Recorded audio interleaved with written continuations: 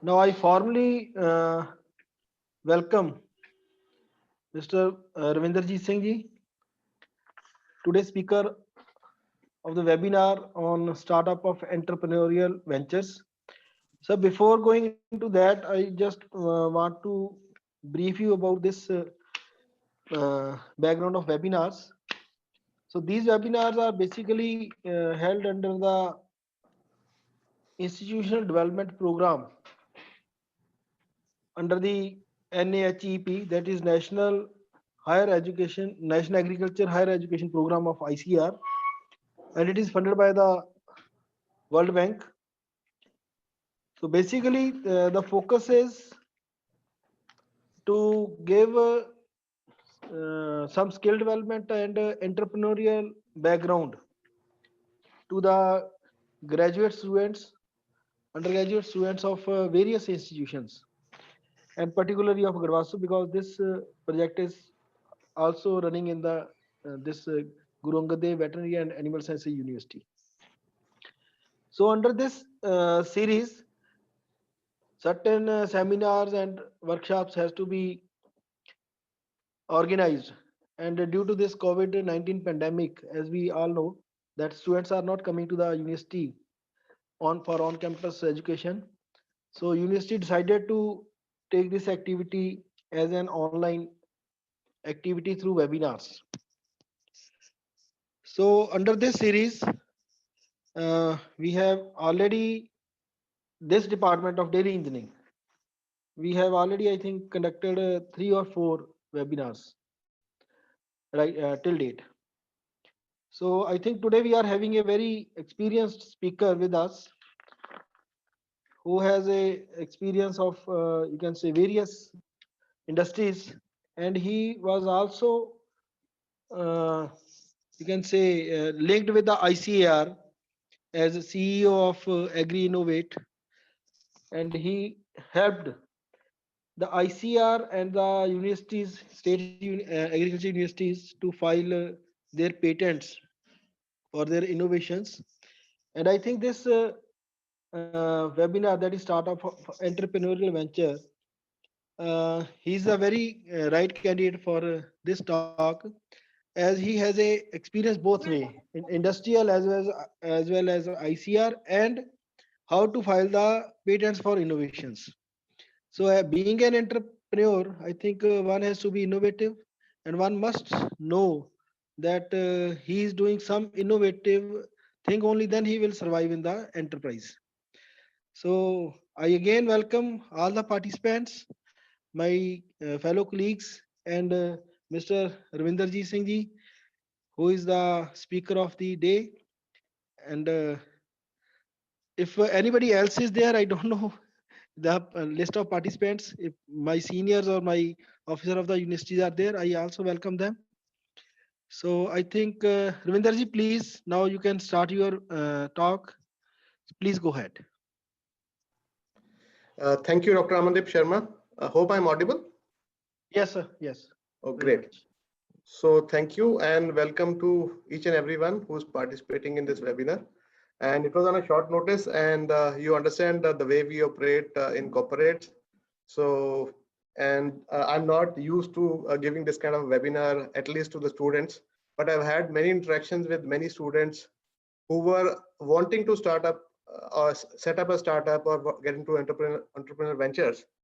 So, and I also happen to have many interactions with many startups who were interested in ICR technologies or university technologies in my last stint at Agri Innovate India Limited. So just to start, I mean, although you have not expressed what kind of expectations the students and their mentors have here, but I will assume that they would like to know what are the happenings in the sector itself, and also if one wants to start an entrepreneur entrepreneur or a startup or a new company or a kind of a partnership venture or an FPO. So what are the opportunities for them? So I'll be brief. I will start with sharing with you a few things. What are the opportunities in the agribusiness sector? few examples of those startups who have done well recently, especially in agribusiness, in B2B and B2C, and few in the agriculture sector, in the dairy sector also. So I will share the screen and just, Dr. Saab, just tell me if it is visible.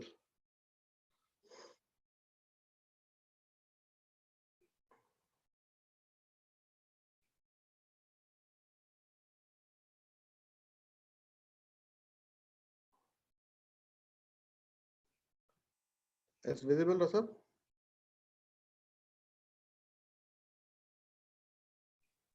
हाँ जी sir, it's visible. Okay, But I think presentation mode च नहीं है. I'll do that. Yeah. हाँ जी. First step was that, of course. Okay. Okay, So right. it's okay now? Yes, it's okay. Yeah, sure.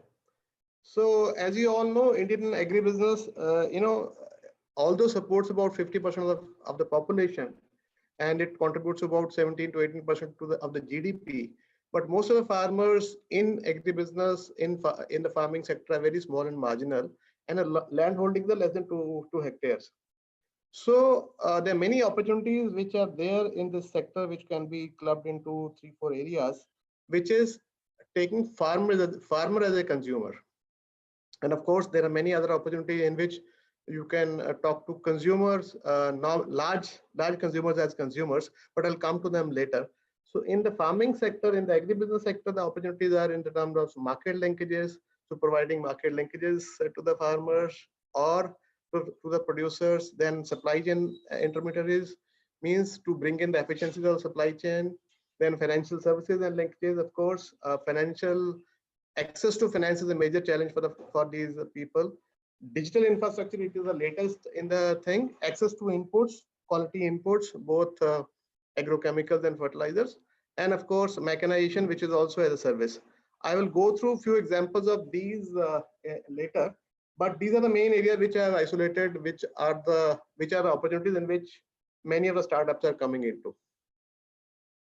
So there's a scope for students, entrepreneurs, and farmers in this whole gamut.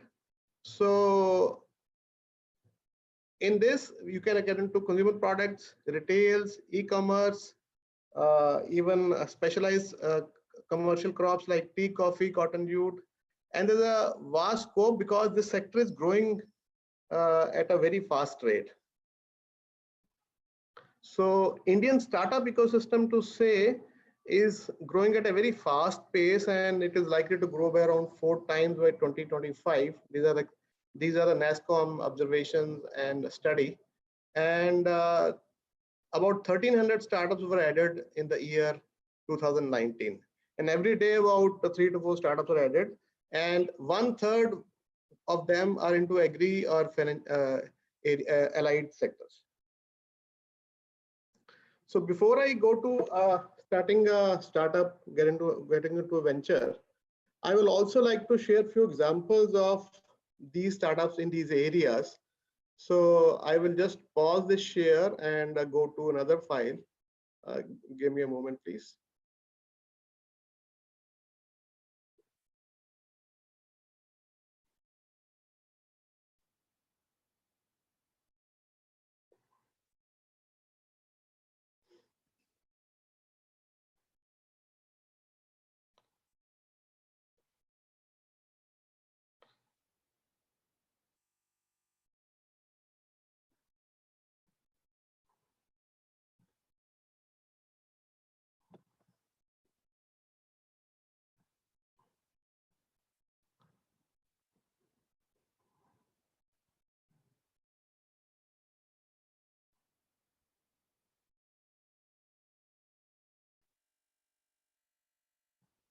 Is it visible? Yes, sir. Yeah, sure. Thanks. So as I shared with you just now, these are the new emerging business opportunities, agri-tech, and I would like to share a few examples of these, and then I go back to to the basic micro things for which are required when you start a startup. So I will just take a few examples of market linkages, digital agriculture, better access to inputs, farming as a service, which is very important both in the case of dairy as well as in agriculture. And I'll also share a few examples from my personal experience in the dairy and agriculture sector, and of course, financing.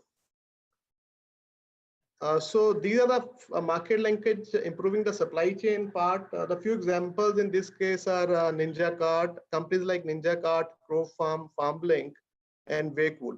So what these companies are doing is they are working on the inefficiencies of the supply chain, where the farmers are not getting enough from the consumer, what the consumer pays.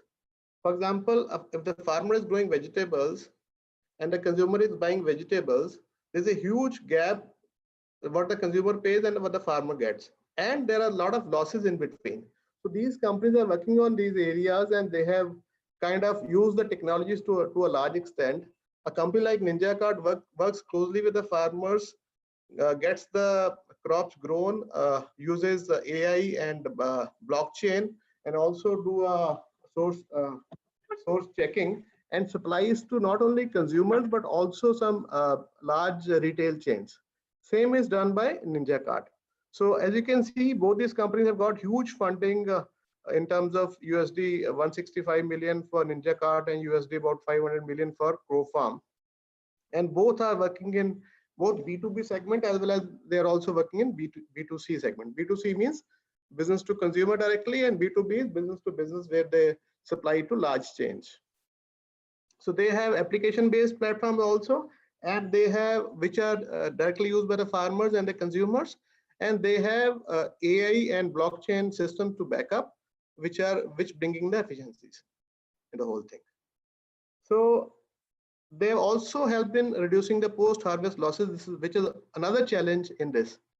To give you the example, in milk in the same area, so there are few companies who are working in reduce the losses of the milk quality, which is while that is being shipped from the farmers end to the factory end.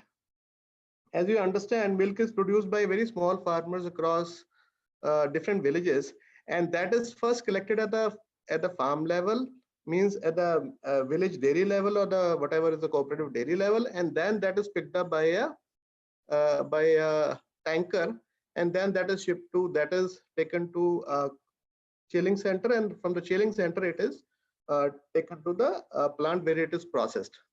Now, as you all are from the dairy side, you must be understanding that the highest bacterial load starts at the time of milking, and the gap which is there from milking to the time it is chilled.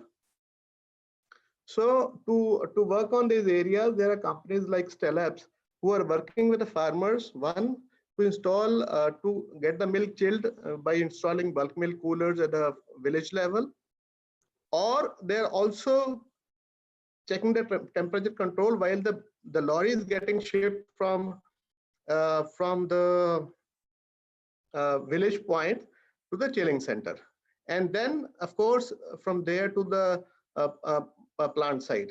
Another company which has contributed significantly in this area, and the technology is from NDRI Karnal, that is rapid testing of milk quality. So that company's name is Delmos Research, and the technology was also one of the technologies was also commercialized by our organization AgriInnovate India Limited while I was there. So what they have done is they have used the technologies developed by NDRI Karnal, and they have done rapid testing of kits which checks the milk quality rapidly at the time of procurement. As you all know, the milk quality which is checked in the plant itself, before that there's the buyers who are checking the milk quality, they are just tasting it. So just to remove that subjectivity, what this company has done is they can check the adulterants in that, they can check the detergent if they are there, they can check other adulterants, they can check hydrogen peroxide which is added in the time of summers, and they can also check some adulterants which are used to increase the value of SNF in the milk. So that is another example of the technology which is in the market linkage thing, in the value chain itself. Another contribution from the side of Stellap is that they have used technologies to automate the processing systems in the plant itself. So they have automated the CIP system, they have automated the temperature control, they have automated the theft systems. So everything they have installed. So this company called Stellap also is a startup. This is about 7-8 years old, and they have been named as one of the best startups by World Economic Forum last year. Going to digital agriculture. So this is traceability and real-time access to information. So a few examples of this have been given in the form of Cropin and AgNext. So Cropin also is about 4 or 5 years old company, and they are operating now in, I think, more than 30 countries. So what they do is they do big data analytics and artificial intelligence, and they also have predictive systems for about more than 200 crops. So they are helping both farmers, processors, distributors, agri insurance companies, even government in some cases, to predict the crop yields, to predict the pest incidents and other such challenges. So whatever used to be done physically by use of traditional methods, they have used automated with the help of big data analytics and artificial intelligence. Same is done by AgNext. So they have done hyperspectral imaging technology they have used, and they also have a very beautiful testing system in which they can check the quality of the crop without having to do the chemical analysis. So they have done it beautifully on a few crops like tea, like curcumin content. So they can be completely related to what you do when you do the payment for milk by checking the fat and SNF. The same thing was not available for many crops like tea, like curcumin, like other commercial crops, where the quality, the key ingredient has to be checked. So the weight of the haldi is not important. The content, curcumin content on the basis of which the payment is made. So they have made a technology in which, without doing the chemical analysis, with the help of certain imaging technology, they can check and report the content on the real-time basis. Few examples of this kind are there in other areas also. In the latest being, which is a Singapore-based company, which is actually promoting the testing of COVID testing with the help of imaging, which I hope will be available in the days and years to come. There are many other companies in this area which are doing very well and which are using similar technologies. This area is another is better access to input. So as you all understand, the input industry is very unorganized in the country, and that the farmer is dependent on the small retailer or the small distributor, which pushes him to buy the products which are according to his preferences, not by the farmer preferences. So what these companies have done is they are not only aggregating the farmers' demand and supplying the products to their households, but they're also helping them in decision making in the sense what kind of input is required in what area, both in terms of fertilizers, so to help them in doing the soil testing and other things, and also give them advisories, which is from the quality agri universities and experts. So both these Agro Star and Gramophone have done these, actually have managed a lot of volumes in crop inputs. So they offer toll-free numbers, and they also give advisories as per the needs of the farmers. And they also supply door-to-door wherever possible. So this is very interesting area, farming as a service. This is very much in vogue in these days, especially in those areas where the small farmers are not able to afford agriculture machinery, which is very much required in the modern day agriculture. So the few example is Stringos by Mahindra's, EM3. There's another company based out of Gurgaon. There's Oxen Farms and Gold Farm And this we have also interacted with some of these companies in my current assignments. So what they do is they aggregate the demand at the farmers level, and they also make some of the farmers as entrepreneurs who are holding on to who have the equipment like tractors, harvesters, rotavators, and they provide those services those to those farmers. Recently, we have had a discussion with Mahindra Agri, which has a service called Tringo. So to one of the farmer producer companies in South. So we aggregated the demand of that farmer producer company for providing water, for providing harvesting for paddy crop in the last Kharif season. And the farm producer company as an aggregator got the commission for providing the service, and this company as a provider of service provided that service across the board to in a small window. Recently, we also worked with a company which was providing drones for as a service for these farmers. That drone company was not only providing spray of agrochemicals, but they also worked very closely in the recent challenge which was there faced by the farmers, in which a lot of small flies had come from across the border and which was damaging the crop.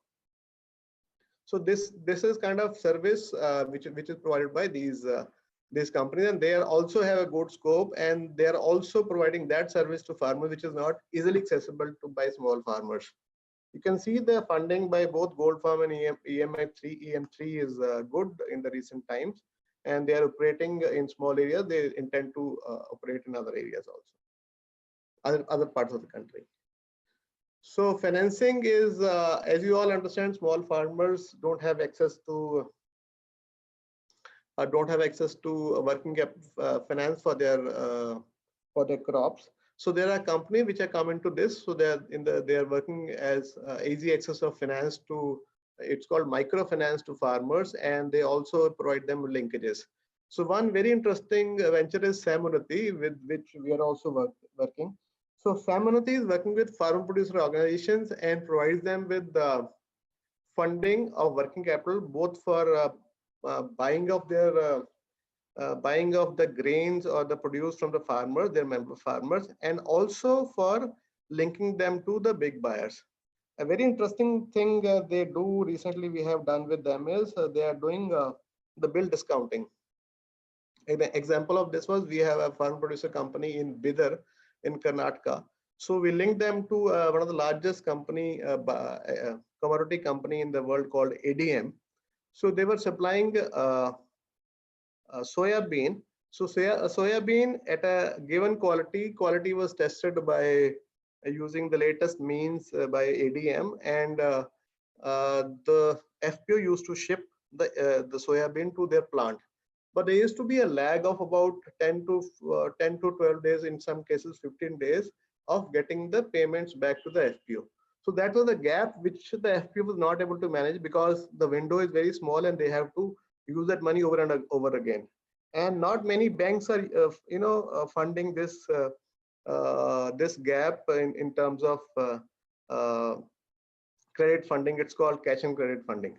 So Samunati brought in a very innovative product, which is called bill discounting. So it was like this: the soya bean was procured by the FPO from the farmers. It was shipped to ADM, which is the buyer, but it was billed to Samunati, and Samunati will in turn bill to ADM. So Samunati will charge about 1% on that working capital financing, but at the same time, FPO was able to get the money on the second day of the shipping, and ADM will in turn pay to Samunati. So the gap was fulfilled by Samunati. Similarly, there are other examples of this sort. So we are working with another company called GADVASU, which is providing end-to-end solution to the FPOs in terms of helping them in data building of their farmers, you know, and also helping them in procurement, uh, billing of the produce, and also keeping the records uh, of the all trading done by FP on a daily basis, and then it is same supplied to the chartered accountants or the other officials who are doing the accounting for the FPO. So as you can see, these companies also have got good funding as they grow.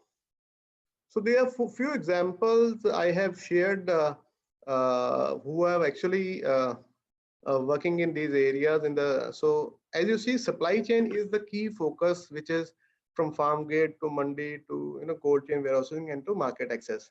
And there's one area which is traceability, which is all the companies which are exporting the products, whether it is agriculture products or the raw products, overseas markets. So one requirement which is given by these companies or the big retailers outside, even now in some cases in the country also, is a traceability from where the product is coming. So some of these companies are also providing that.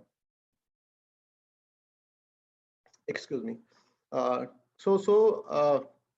Any fruit, if you can pick on the shelf of say Walmart or Tesco outside the country, you can actually check from which acreage of which farmer it has come, and what is the input provided by that farmers. If it's claiming to be organic, it will be you can actually trace that.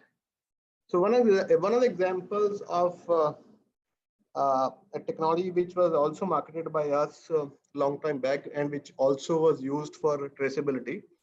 So like you see, India is one of the largest exporter of arils, pomegranate arils outside the country. So pomegranate aril is the uske ਜਿਹੜੇ ਦਾਣੇ ਹੁੰਦੇ pomegranate ਦੇ ਵਿੱਚ.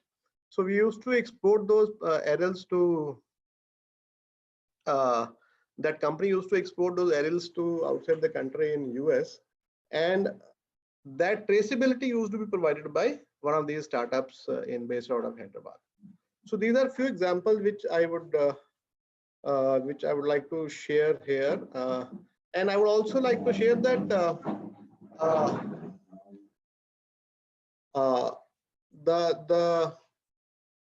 the partnership between public and private and the government and the corporates has also been growing in these days, which have actually kind of contributing to the better efficiency of this sector.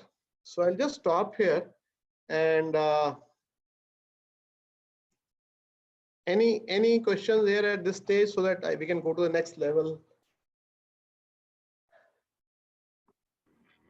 of what startup should take care while he's while that.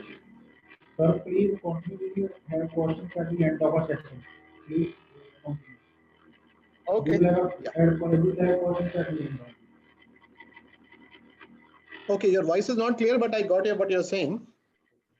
So what I'll do is I'll now go back to the other part of the story, which is what are things to be taken care. So what are the main issues which are faced by when you actually start a startup or start building a startup. Okay. So I'll share the screen again.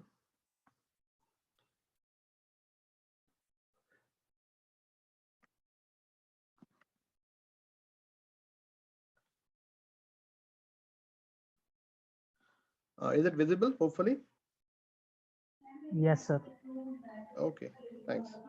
Okay, so we'll go to some nitty-gritties, but this is from a point of view that one already has some idea or some thoughts, and he or she or a group of people, be it farmers, entrepreneurs, or have some kind of motivation to start. That is coming from that background.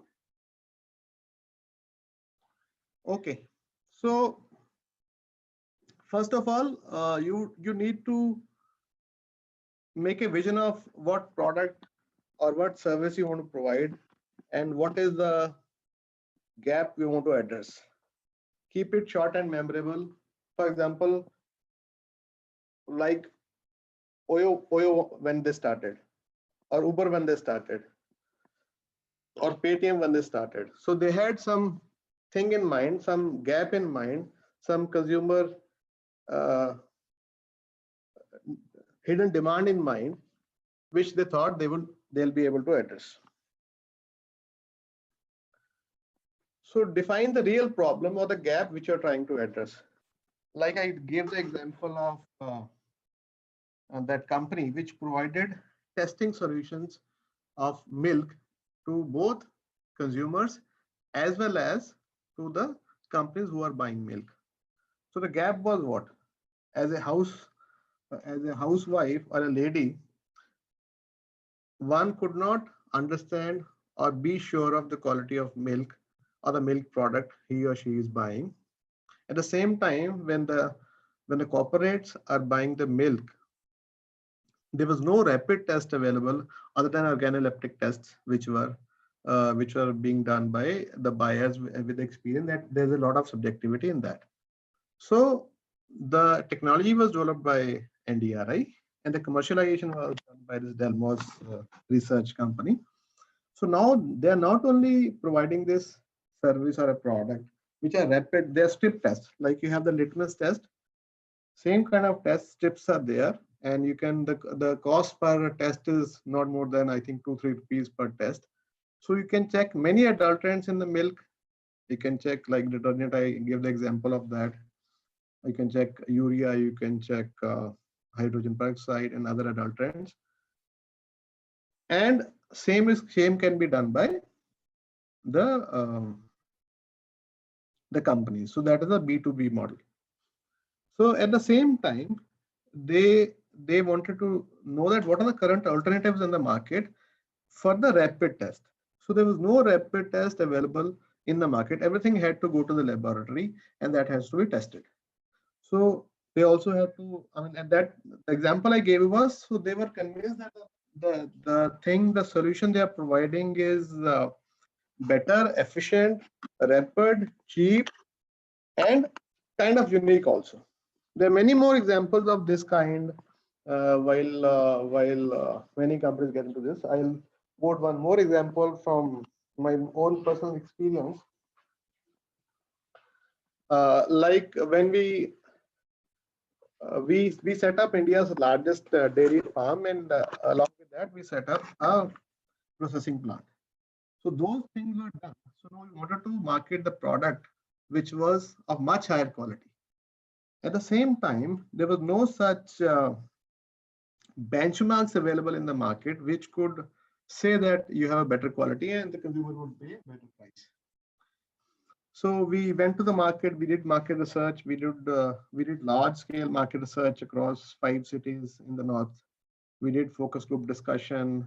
We also talked to many opinion leaders. We also talked to many house ladies, housewives. What we came to know was that the awareness about milk as a product was very, very poor. Even we could ask the people in the market which is a better quality of milk. They would say which has better fat, which gives a better malai. But nobody knew what are the quality parameters, what the milk should have, and what milk should not have to say that it is a better quality. So we knew that there is something which is lacking in the market, and that nobody knew what SNF is. So everybody knew better fat, better milk. And when we asked a very pointed question that why, I mean, whether you would like to buy cow milk, because we had essentially cow milk, which was of very high quality, untouched by hand, etc., etc. So they said, yes, we would like to cow milk, which is better. So why it is better? Because somebody in the house said, my mother said, my daddy said, or whatever somebody said. But why cow milk is better? Somebody said light, but nobody had the answer to that cow milk is better. So that means we had to work on a perception or a quality which was not there in the market. So we have to build either a fear in the minds of the consumers, or we have to give the positive thing that it is as good a quality which a natural milk should have. So we had to struggle a lot to promote that milk which was in northern India, where essentially the market is buffalo milk. But of course, we got good traction. So that is one area. The example I gave was that sometimes you know your product is better, but at the same time, the demand for that exact product or that price point does not exist in the market. Okay. So this is one example I was giving you. So what is the value perceived by the target customer? So the example I just gave you regarding the milk was the same. And other examples can be many.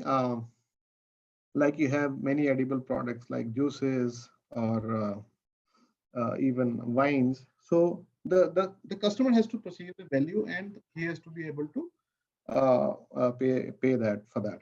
So there are many ways you can check this. One is your own gut feeling, of course, with your own experience. Others could be you can do a structured market research, or you can do a dipstick survey.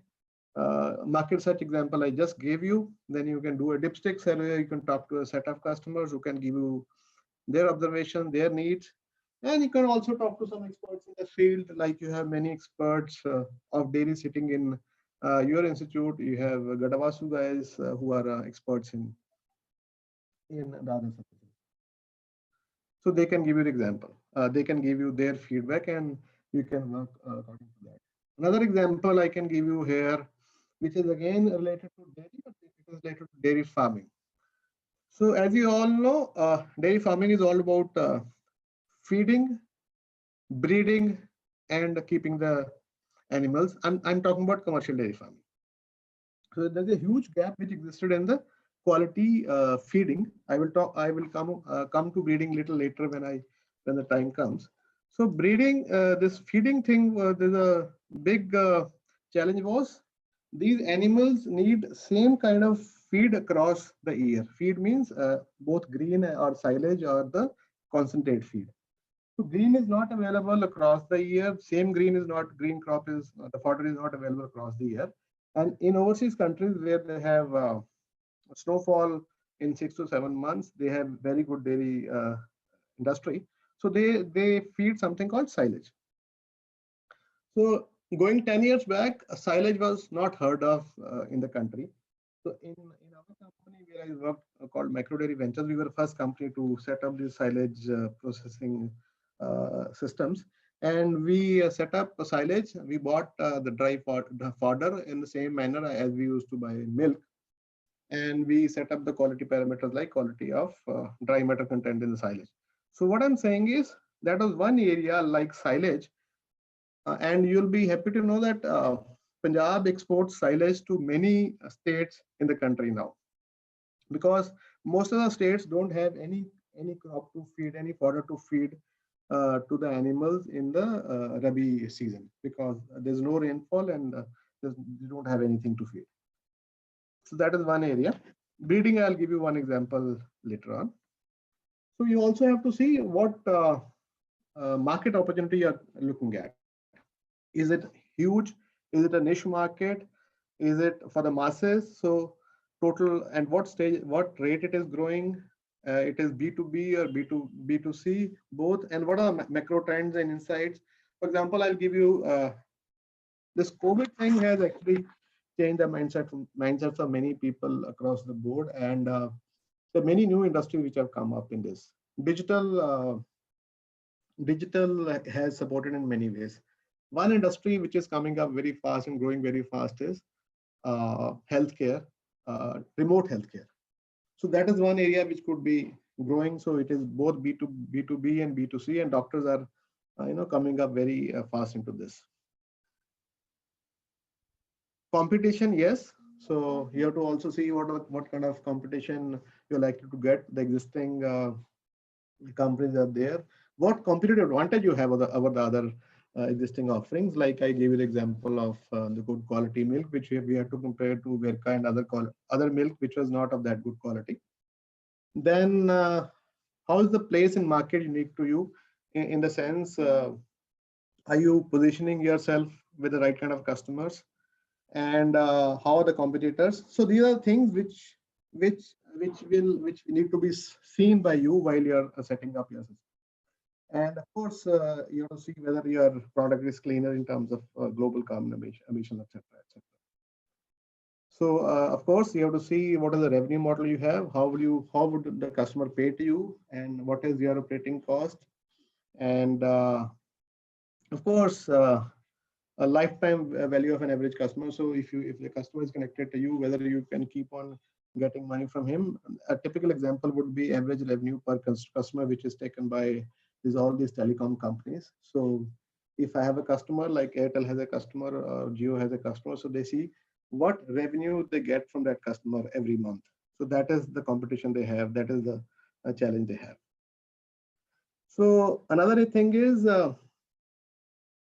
what is the traction you have got? I mean, if you've already done that, or if you like to do that, so what kind of growth metrics you have at the early stage? Any testings, any market testings of this is for those people who have already had one product or service which they have already tested in the market. And of course, what kind of target, what kind of growth rates you are targeting while you're doing. So these are those companies who are already come into existence and they want to, get into the operations. This is a very important area. So what kind of team do you have, or team do you want to have? See, the most important thing in any organization or any company or any startup is the quality team. If you have quality team with right kind of domain expertise, or you can outsource that expertise. For example, all those statutory filings like chartered accountants or company secretary services, they need to be outsourced in the beginning. Then there are other areas which you need to have right kind of mentors or advisors who can actually support you at the time of challenges. All those things, what I'm sharing, why I'm sharing you these things, these are possible in new age incubators, which are actually supported by many organizations in ICR and other agencies in the country. I will share a bit about that also quickly. Of course, you also have to have financials projections for whatever you want to do. So total customers, total revenues, and EBITDA is how much would you earn from earning before income tax depreciation and amortization. And of course, what kind of investment is required for your company to set up, and what part of your investment would be used in working capital. I would like to share here is working capital management is the key for any startup, for that matter, any company. So I will just shift to another area, which is the role of agri incubator in building the ecosystem. So as students or as new age entrepreneurs, you need to take the support of all those agri incubators who actually help you in testing your ideas to a product, and then actually you can graduate in a year or two, and then actually you can be on your own. So they have the shared facilities and equipment where you can produce a product, or you can have brainstorming sessions. The mentors can help you in market access and technology assessments. They help you to connect with the venture capitalists or the funders, and all kinds of things are available in the incubator. So large number of incubators, as your seniors must be knowing, are available, of course, in PAU, many universities under NABARD incubators, and also by other ICR institutes. So the benefits, as I've already discussed with you, that they can do live projects, internships. The students can do that is they can, at this stage, they can actually get connected with the incubators and the startups, and of course, try out their ideas which they have at this stage.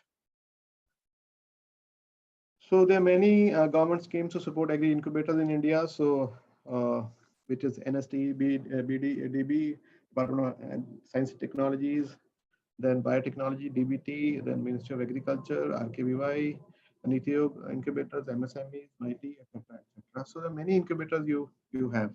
So at this stage, I just stop here, and I would see if you have any discussion points or questions. So I hope I finished on time. Sir, thank you. Good evening, sir, and good evening, everyone. Sir, thanks for giving such an elaborate talk on startup of increasingly nature. So students, if you have any query, please write in the chat box.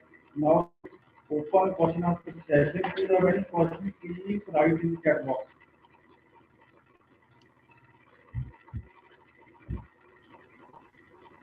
Dr. Sir, your Sir, voice is not very much clear, but anyways, I will wait for the questions. okay. Sir, let us have a general discussion. Our students most of the time they ask that what are the legal requirements for starting up of a new entrepreneurial venture? Sorry, what I could understand from you is what are the legal issues to be Oh handled, right? yeah. Legal requirements to start up of a new entrepreneurial venture. Okay, I will just take it like this. So there are many ways you can start up an organization. You can be a mm, one-person company. You can be a partnership organization. You can be a private limited organization. You can have a farm producer organization. So there are many options for you to do that. But for to start with, I would request you should not have a organization with which you have to file a lot of statutory filings, which for which you have to spend a lot of money and also take the help of professionals. When you're starting a new venture, I would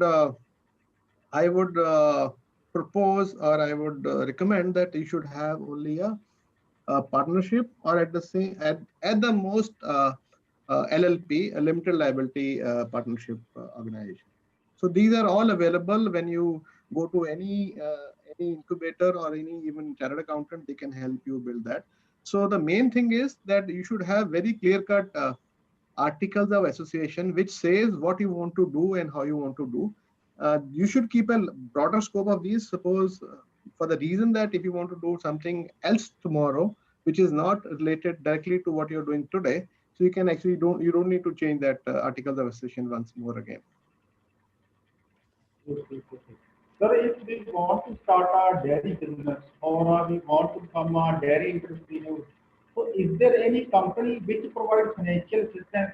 So if any of us who want to start a dairy business, is there any company which can provide a financial assistance to him to start up? So I am assuming you're talking about dairy business for both dairy farm and dairy processing units, right? Yeah, it's a Or a both way, combination. both way. Okay. So there are many schemes by Government of India, even under the startup scheme also, which are available for small companies. They give financial assistance, and their specific financial assistance recently announced in the Atmanirbhar package also by Ministry of Finance, in which they provide financial assistance of depending on the size you are doing, from 10 to 15 lakhs to start with. But I'll tell you, for setting up a dairy farm, each state government has announced a specific scheme where they keep on announcing time to time. They are available with the this dairy development department of the each state. What I heard of was Chhattisgarh, Rajasthan government had announced a scheme for setting up a dairy farm of about 100 animals, and they were giving a handsome grant for that. So they are available. You have to just go and check at the sites of dairy development departments, and even these incubators also help you in getting that. But they are easily available. The challenge is you should not be dependent more on these grants, because you should have a very pakka and sound business plan, and you should be able to manage with your own bootstrap funds as well as some grants and some kind of loans from the bank. Even in the priority sector lending, the banks also provide, but banks take a lot of paperwork and a lot of other efforts to get that loan released.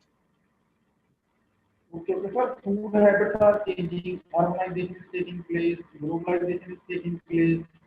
What would be its impact on the future of dairy business, or what could be its impact on the future of dairy entrepreneurs particularly? Dairy has been a very challenging business in the country, and Yeah. when I was in dairy, they used to say that many of the dairy plants in Punjab, they will operate between Diwali and Holi. Means when there's a flush season, they will operate and they will make milk powder, and they will just keep it and they'll sell in the summers when it is the season. So I agree with you. As the food habits are changing, more and more people are going towards packaged food and of course processed food. So of course dairy will also go towards that. as many of you who have traveled outside, so the milk they drink is fresh pasteurized milk, and that has a shelf life of about 5 to 6 days. And milk buying is not a daily habit like we do it in India. So we buy milk every day and boil it and drink it. When you go outside, they don't buy milk once in a week or once in a fortnight business.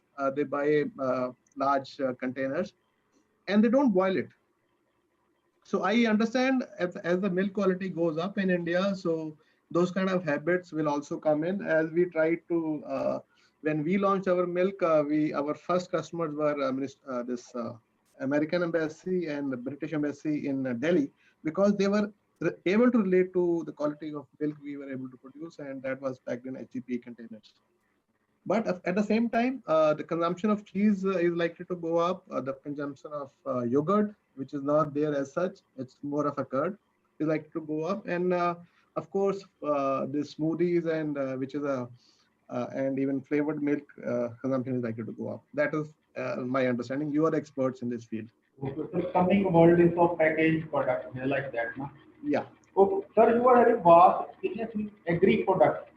So, is there any other product which can also be processed along with milk, so that if any of the student wants to start milk processing along with the milk in a similar fashion, he can do business in that product. Is there any other similar agri product apart from milk which can process the same machinery, with same facility, with same supply chain, same finance, or whatsoever in the same fashion or same market in any alternate?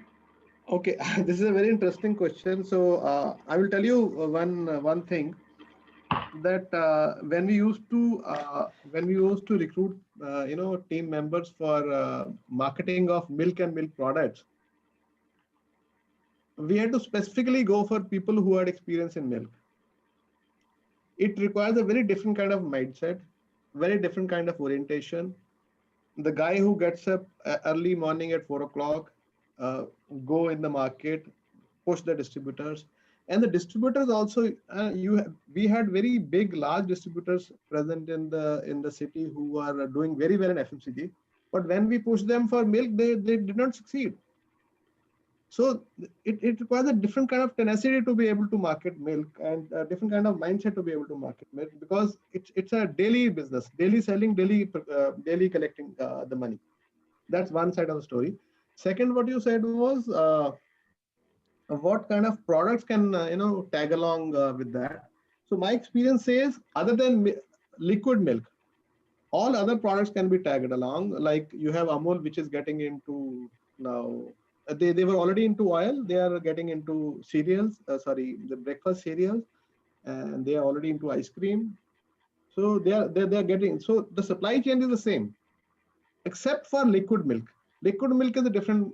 It's a different animal altogether. It needs a lot of efforts, and you'll be when Amul came to Delhi, they had to struggle 4 or 5 years to break the monopoly of mother dairy. Now Amul is doing very well.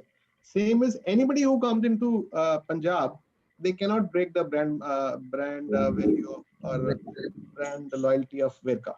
Yes, yes, same competition is going for Mool and Data and Punjab also. So, Yes, yes. thank you, sir. Now I request Dr. Narinder, please give vote of thanks.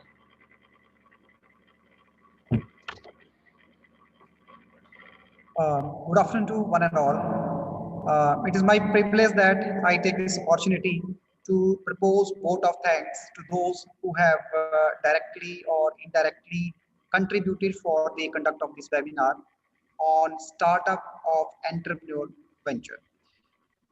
At the outset, I would like to thank to IDP Cell GADVASU for providing this opportunity and facility for the conduct of this webinar. I would like to thank to worthy Vice Chancellor Dr. Entrepreneurial Singh for his consistent motivation and inspiration for the conduct of this webinar. My sincere thanks are due to Dr. SPS, Woman, PI and Dean, College of Veterinary Sciences, Ruangade Veterinary and Animal Sciences University. I also thank Dr. Ramnik Verma, Dean, College of Dairy Science and Technology, for his immense support and guidance.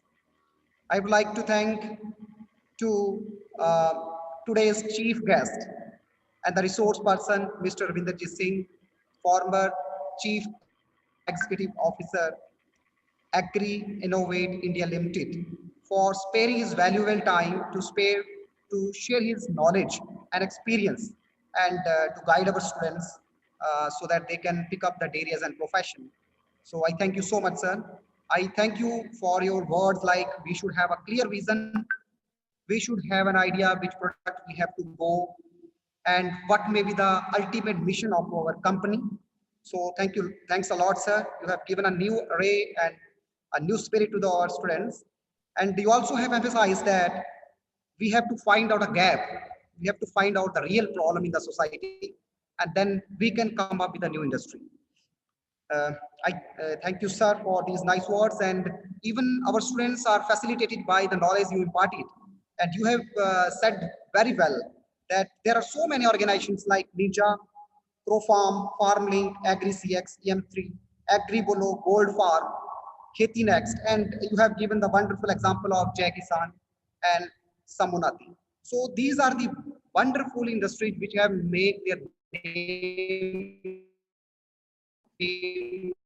Our students will learn from these how they will also come across with a good company, a company and a multinational company. So your motivation and inspiration will be like a ignition for that spark. Thank you very much, sir. So I would say it was such an enlightening and wonderful lecture on the entrepreneurship activity, and so that we will come with the fruit of budding entrepreneurs from our degree college. So I hope the students will find the webinar very useful in their academics as well as in their future endeavors. So I would like to thank to Dr. Amandeep Sharma, convener of the webinar, for his guidance. I also thank Dr. Gopika Talwar and Engineer Gurshan Singh as coordinators for their kind support. I should not forget Dr. Gurveer Singh, coordinator everywhere, every time. He is helpful and coordinating the things very well. And in any situation, he coordinated. So I thank you him very well, and I thanks him a lot by the core of my heart. And lastly, but not the least, you people make the event successful, because if audience are not there, whom have to be addressed? So you people are the wonderful students of our college, and I thank you all students for your active participation in successful conduct of this webinar. And I would like to tell you, sir, 68 students have participated and benefited from your lecture. And this lecture will be like an act of source of inspiration to all of them. And I thank all the students of the College of Dairy Science, and I wish you great success in the years to come. Thank you, students. Thank you, sir, and thanks all. Thank you very much. Sir, one request to the participants, please, they should on their webcams so that we have a photography session. Students, please.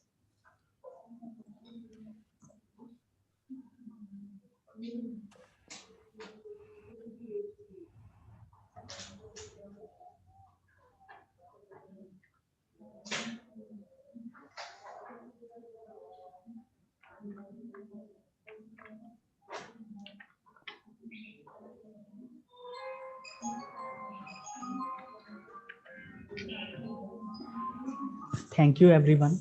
Thank you, sir. Thank you. Thank you, sir. So, Gurveer, this is over?